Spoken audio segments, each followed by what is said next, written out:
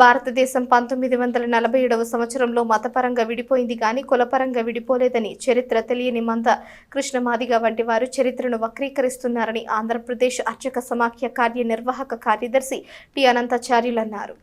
స్థానిక శ్రీ వేణుగోపాల స్వామి దేవాలయంలో గురువారం సాయంత్రం అర్చక బ్రాహ్మణ ఐక్యవేదిక ఆధ్వర్యంలో ఏర్పాటు చేసిన విలేకరుల సమావేశంలో ఎంఆర్పీఎస్ నాయకుడు మందకృష్ణ మాదిగ బ్రాహ్మణులపై చేసిన ఆరోపణలను ఖండించారు. ఆంధ్రప్రదేశ్ అర్చక సమాఖ్య కార్యనిర్వాహక కార్యదర్శి టి అనంతాచార్యులు మాట్లాడుతూ కొన్ని వేల సంవత్సరాలుగా ఎన్నో ప్రయాసలకు ఎదురొట్టి దేవాలయాల్లో అర్చక వ్యవస్థ కొనసాగుతోందని గుర్తు చేశారు. అర్చకులు అంటే బ్రాహ్మణులు ఒక్కరే కాదని కొన్ని వందల దేవాలయాల్లో బ్రాహ్మణేతరులు అర్చకులుగా పనిచేస్తున్నారని చెప్పారు. ప్రభుత్వం ప్రవేశపెట్టిన ధూపదీప నైవేద్యం స్కీమ్లో బ్రాహ్మణుల కన్నా బ్రాహ్మణేతరులే అర్చకులుగా జీతాలు పొందుతున్నారని తెలిపారు. ప్రభుత్వం నిర్వహిస్తున్న అర్చక పరీక్షలలో హిందువుగా ఉన్న ఎవరైనా పరీక్షలు రాయవచ్చని చెప్పారు. ఇప్పటికే తిరుమల తిరుపతి దేవస్థానంలో వందలాది బ్రాహ్మణేతరులు అర్చకులుగా శిక్షణ పొంది ఉన్నారని చెప్పారు. భారతదేశానికి స్వాతంత్ర్యం సముపార్జనలో అనేక మంది బ్రాహ్మణులు ప్రధాన భూమిక నిర్వహించారని చెబుతూ ఈ విషయాన్ని ఇంతటితో ముగిస్తే సమాజంలో 100 మాదిగ కృష్ణ గౌరవం మరింత పెరుగుతుందన్నారు.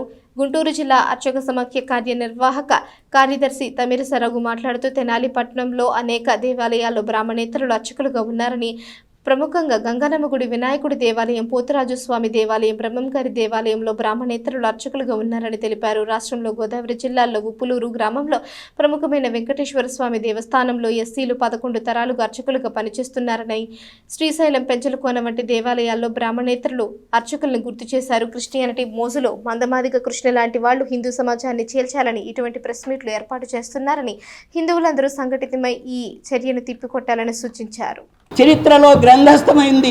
ఈ భారతదేశం విడిపోవడానికి కారణం మత ప్రాతిపదిక పైన విడిపోయింది. ఆ రోజున జరిగినటువంటి మత కలహాలలో కొన్ని లక్షల మంది చనిపోవడం జరిగింది.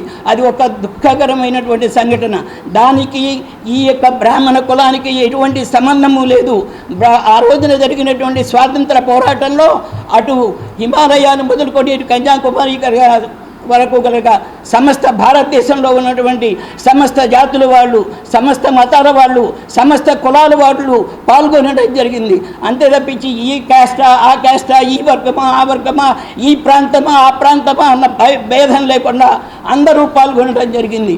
దాంట్లో బ్రాహ్మణుల యొక్క పాత్ర చాలా గణనీయమైనటువంటి పాత్ర. ఆ రోజున దేశ స్వాతంత్రం కోసం పోరాటి స్వరాజ్యమే నా జన్మ హక్కు అన్నటువంటి తిలక్ ఎవరు? అలాగే ఇక్కడ మన ఆంధ్రదేశంలో సైమన్ కమిషన్కి వ్యతిరేకంగా తుపాకీకి ఎదురొడ్డి నిలిచినటువంటి ప్రకాశం పంతులు గారు ఎవరు? ఈ చరిత్రను ఒక తర జ్ఞప్తికి తెచ్చుకోమని విజ్ఞప్తి చేస్తూ ఈ యొక్క ఆరోపణలు ఇంతటితో ముగించాల్సిందిగా వినమ్రపూర్వకంగా ఆయన గారికి కోరుకుంటున్నాను. లేకపోతే సమాజంలో ఒక అనారోగ్యకరమైనటువంటి పరిస్థితులు వస్తాయి. దీని నుంచి మీరు అటువంటి పరిస్థితులు రాకుండా చూడవచ్చు. బ్రాహ్మణుల పట్ల, బ్రాహ్మణ వ్యవస్థ పట్ల మరియు అర్చక వ్యవస్థ పట్ల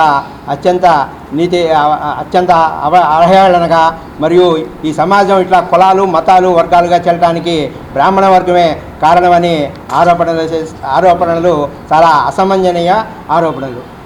ముఖ్యంగా మేము చెప్పేదంటే తెనాలి పట్టణంలోనే మన వినాయక గుడి ఉంది. అక్కడ బ్రాహ్మణులు కాదు, అక్కడ అర్చకులు, అక్కడ బీసీ వర్గానికి చెందిన వాళ్ళు.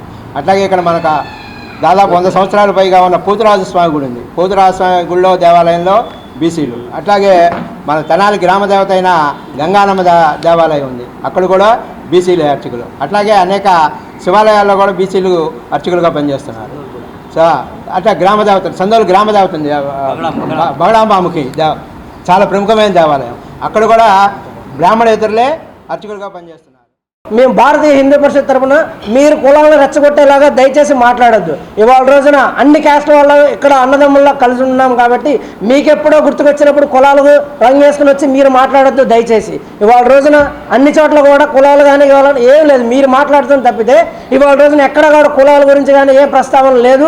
ఇవాళ రోజున ఏ పండుగ జరిగినా ఏది జరిగినా కూడా అందరం కూడా అన్నదమ్ముల్లో కలిసి వెళ్తున్నాము, కలిసి చేసుకుంటున్నాం. కాబట్టి దయచేసి కృష్ణమాది గారు మాట్లాడేటప్పుడు ఇది బేషరతుగా మీరు మాట్లాడింది తప్పని చెప్పని ఇవాళ రోజున మీరు హిందూ మతం అందరికి కూడా చెప్పాలి. బేషరతుగా మీరు అందరికీ సారీ అని చెప్పాలని చెప్పి మేము కోరుకుంటున్నాం. బ్రాహ్మణులు కానీ బ్రాహ్మణేతరులు కానీ ఇవాళ వర్తమానంలో సౌహృద్భావంతో, సోదరభావంతో వ్యవహరిస్తూ ఉండగా మధ్యలో ఈ బ్రాహ్మణులకి ఏంటి వీళ్ళకి అతికత్వాలు ఏంటి అని చెప్తూ కుల విభేదాలు సృష్టించడం అనేది వారికి తగదని చెప్పి మనం చేస్తూ